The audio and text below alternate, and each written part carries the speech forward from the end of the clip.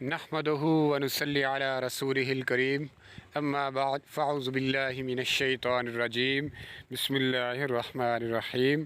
السلام علیکم۔ یہ جو ایک بحث چھڑی ہوئی ہے سوشل میڈیا پہ مینار پاکستان والا جو واقعہ ہے، اور اس کے علاوہ ادر جو اس سے ملتے جلتے معاملات ہیں وہ بھی، اس پہ ایک پورے میڈیا پہ، فیس بک پہ، واٹس ایپ پہ جو ہے نا، ہر ایک پوائنٹ پہ جو یہی ڈسکشن چل رہی ہے، یہ کیسے ہو گیا، کیوں ہو گیا، جو ہے یہ ملک کیسا ہے، یہ لوگ کیسے ہیں، یہ کیسے ہوگا، سارے معاملات۔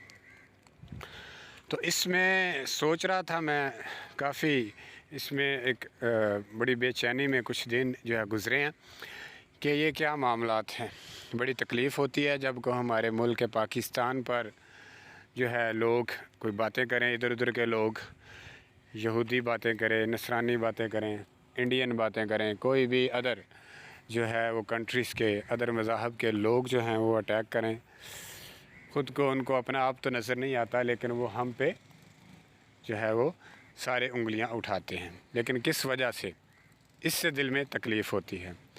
لیکن ساتھ ساتھ ہم دیکھتے ہیں جناب بڑے اچھے اچھے علماء حضرات، لیکچرار، جو ہے تجزیہ نگار جو ہیں، پروگرامز کرنے والے، وہ ملک کا ڈیفینڈ بڑے ہی ماشاءاللہ اچھے طریقے سے کرتے ہیں، اور بہت زیادہ شکر گزار ہوں اور بہت زیادہ رسپیکٹ کرتا ہوں میں جناب خلیل القمر صاحب کی۔ تو انہوں نے ماشاءاللہ اب بھی، پہلے بھی جیسے تھا میرا جسم میری مرضی والی جو گروپ تھا، ان کے جو ہے نا بڑا فائٹ کیا، کافی حد تک، بہت زیادہ۔ اللہ ان کو زندگی دے، صحت دے، ان کی زندگی میں آسانیاں پیدا فرمائے۔ اب آتے ہیں پوائنٹ کی طرف۔ تو اس میں یہ ڈیلی دیکھتے ہیں، پہلے جب یہ خبر آئی ہر کسی نے دیکھی ہوگی، تو اس کو جو ہے نا اعلیٰ حکمران ہو گیا، ان پہ پولیس ہو گئی، انتظامیہ جتنے بھی ادارے ہیں ان پہ غصہ آتا ہے کہ یہ کیسا کنٹری ہے، کیا یہاں کوئی سیف نہیں ہے، کیا معاملات ہیں، کیسے رہا جائے گا۔ تو اس میں ان کو ہمدردی جاتی ہے۔ لیکن جیسے جیسے ڈیلی کو نئی اس معاملے کا، اس سلسلے کا، اس کیس کا، اس واقعے کا ڈیلی جو ہے وہ نئی خبر، نئے معاملات، ویڈیو کلپس، پکس اور جو ہے وہ سامنے آتے ہیں۔ اس میں جو بھی لوگ جیسے جیسے جڑے ہیں، وہ ان کا وہ نیا کوئی چہرہ جو ہے وہ سامنے آتا ہے، تو بندہ حیران ہوتا ہے کہ یہ کیا پوزیشن ہے، کیا چاہتے ہیں لوگ۔ رہ گئی بات اسلام کی، سب سے پہلے اسلام پہ لوگ انگلی اٹھاتے ہیں، تو میرا ان سے یہ چیلنج ہے، ان سے یہ سوال ہے کہ اپنے اپنے مذاہب میں دیکھیں عورت کو کیا مرتبہ، کیا عزت، کیا رسپیکٹ ملی ہے، اس کو ذرا مینشن کر لیں، ذرا لکھ لیں، ایک کسی ڈاکومنٹ پہ اتار لیں کہ انہوں نے عورت کو کس طرح سے پروٹیکٹ کیا ہے، یا کس طرح اس کے رائٹس کو دیکھا ہے۔ تو دوسری طرف اسلام کو دیکھ لیں کہ اسلام نے، نبی کریم صلی اللہ علیہ وسلم نے، صحابہ نے، قرآن نے اور احادیث نے کس طرح عورت کو کہاں سے کہاں پہنچا دیا گیا۔ نبی کریم صلی اللہ علیہ وسلم کے جو ہے دور میں، اس سے پہلے اسی عورت کو، بچیوں کو لوگ زندہ درگور دفن کر دیتے تھے۔ اسلام آیا، اس کو عزت ملی، ٹھیک ہے، رائٹس ملے، حقوق ملے، پردے کا معاملہ حکم آیا۔ قرآن مجید کو پڑھیں، ذرا سورۃ النساء کی تلاوت فرمائیں، پورا ایک صفحہ، پورا ایک رکوع جو ہے اس کی وراثت کے بارے میں ڈسکشن ہوتی ہے۔ جب کہ یہ میں بات کرتا ہوتا ہوں کہ اتنی تفصیل سے غسل کا، نماز کا، جب کہ عبادت کا جو ہے اللہ رب العزت کی عبادت ہے خالصاً اسی کے لیے، تو اس میں وہ چیز نہیں ہے کہ آپ نے وضو کیسے کرنا ہے، آپ نے رکعت کتنی ادا کرنی ہے۔ لیکن عورت کا جو حصہ اس کی جائیداد میں، وراثت میں، اس کو اس کی فیملی کی طرف سے، اس کے خاوند کی طرف سے، اور اس کے بچوں نے اس کا کیسے خیال رکھنا ہے، اتنی تفصیل سے لکھا ہے کہ دیکھ کے حیرت جو ہے نا وہ بندہ چلا جاتا ہے کہ سورۃ النساء، اسی لیے اس کا سورت کا نام ہی نساء ہے۔ اس کے بعد آ جائیں آگے، اور سورہ نور ہے، سورہ احزاب ہے۔ سورہ نور کو دیکھو 30 آیت سے لے کے کوئی 35 37 تک اس کو سٹڈی کریں، ریڈ آؤٹ کریں، دیکھیں اللہ کریم نے بندے کو کیا حکم دیا ہے، عورت کو کیا حکم دیا ہے۔ بندے سے کہا ہے کہ نظر نیچی رکھو، عورت سے کہا ہے کہ نظریں نیچی رکھ کے چلو، اپنے پردے کا انتظام کرو۔ اب مرد حضرات نے ہر حال میں جو ہے وہ نظر نیچی رکھنی ہے، چاہے دوسری طرف سے جس مرضی کنڈیشن میں عورت ہے، ٹھیک ہے، اور عورت کو پردے میں رہنا ہے، چاہے ساری دنیا نابینا ہو جائے۔ یہ ان کو دیکھیں، یہ میں کوٹ کرتا ہوں کہ ان سارے کی تفصیل میں جانے کے لیے نبی کریم صلی اللہ علیہ وسلم کی زندگی، آپ صلی اللہ علیہ وسلم کی ازواج مطہرات، ہماری والدہ محترمہ جو ہیں، تمام مومنین کی والدہ محترمہ ہیں آپ صلی اللہ علیہ وسلم کی ازواج مطہرات، تو ان کی زندگیوں کو دیکھیں کس طرح آپ صلی اللہ علیہ وسلم نے ان کو پردے کا جو ہے نا فرمایا ہے۔ قرآن کریم فرماتا ہے کس طرح آپ نے غیروں سے پردہ کرنا ہے، نامحرم سے پردہ کرنا ہے، اور جو ہے اگر آپ جو ہار سنگھار کرتے ہیں، بناؤ سنگھار کرتے ہیں، تو وہ اپنے خاوند کے لیے کریں، دوسرے لوگوں کو شو نہ کریں۔ اس کا ایک چھوٹی چھوٹی چیز کو مینشن کیا ہے، اگر کوئی چیزیں آپ نے زیورات کچھ ایسے پہنے ہوئے ہیں تو ان کو ایسے پاؤں کو نہ مارو کہ وہ شو ہوں، وہ دوسروں کو پتہ چلے کہ یہ کیا ہے۔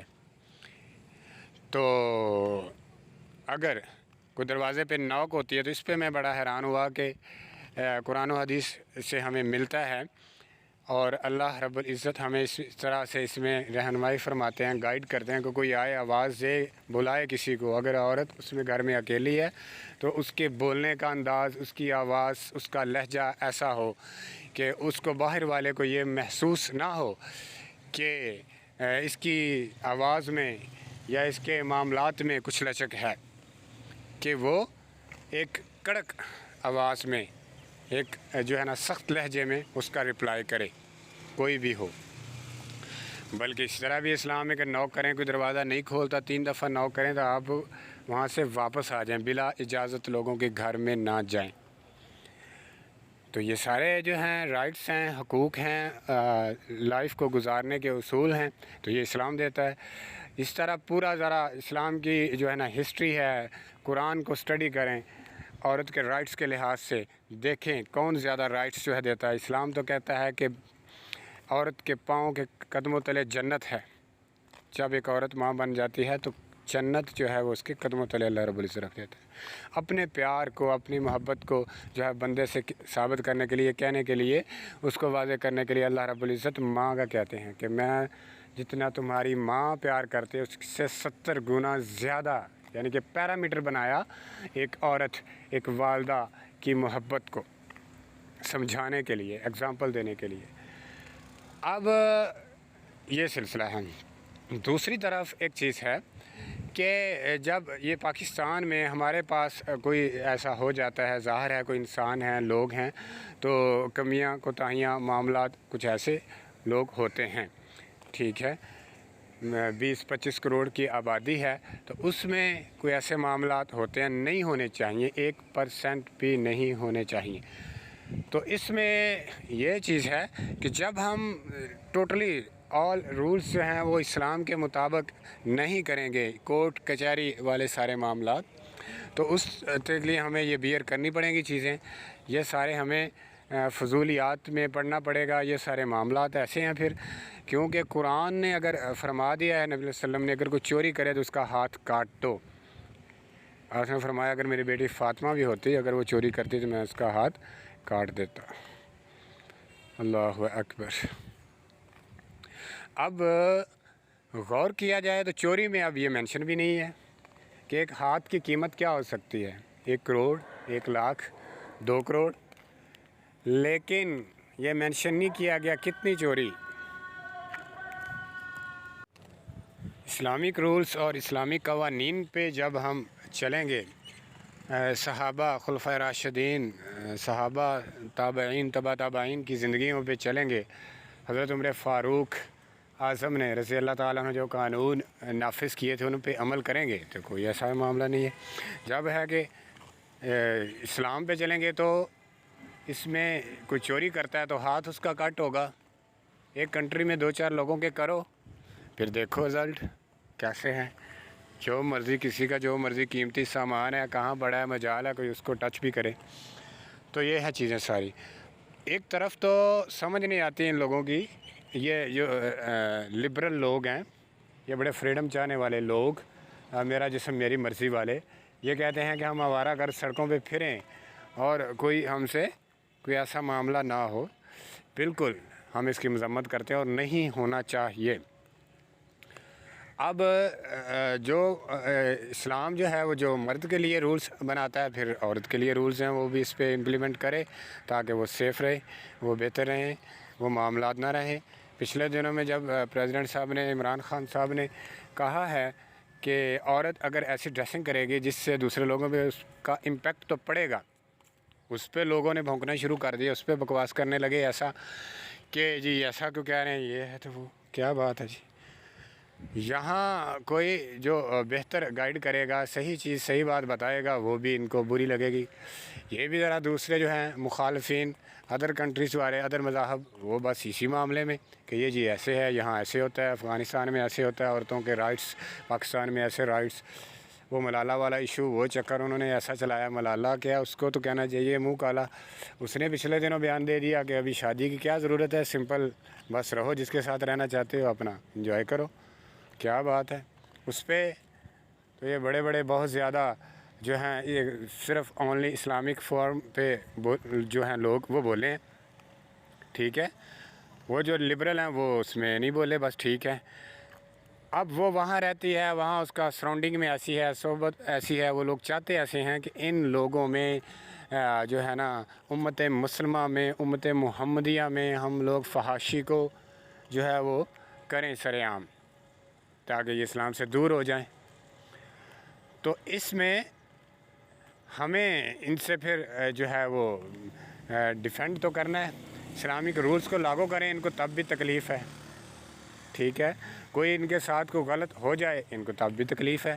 اب جو ایشو بنا ہوا ہے اس پہ، یہ عائشہ اکرم، اس کا ساری ہسٹری نکل کے سامنے آ گئی ہے کہ وہ کیا چاہتی ہے. ساتھ اس کے وہ کیا ہے، ریمبو ہے یا کون ہے، اس کی ویڈیوز کلپس وہ کیا کرتے ہیں، کیا انہوں نے بنایا اپنے فیم کے لیے، فالورز کے لیے، لائکس کے لیے، سارا وہ جو ہے نا سستی شہرت، اور اس میں اپنی عزت جو ہے، رسپیکٹ جو ہے اس کو نیلام کیا. اپنی کیا، اسلام کی، وطن پاکستان کی.